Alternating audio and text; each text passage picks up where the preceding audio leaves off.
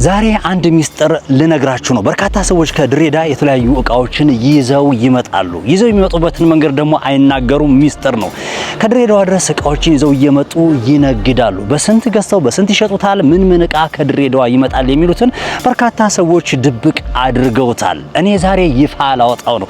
ከጀርባ የምትመለከቱት ወደ ድሬዳዋ የሚቆሰቆሰው ማለት ነው። ሸከተፍ እያለን በባቡር ድሬዳዋ ልንሄድ ነው። ድሬዳዋ ስንሄድ ታዲያ ከመጀመሪያ ጀምሮ እስከ መጨረሻ ያለው ፕሮሰስ ምን ይመስላል የሚሉትን ፕሮሰስ እንዲሁም ከድሬዳዋ ምን እቃዎችን ይዘን እንመጣለን፣ በምን መልኩ ነው እቃዎችን የምናሳልፈው፣ እዛ ድሬዳዋ በስንት ገዝተን ያለንበት ቦታ ድረስ በስንት እንሸጣለን የሚሉትን እያንዳንዱ ነገር ምንም ሳይደበቅ ቁልጭ አድርጌ ማሳያችሁናል።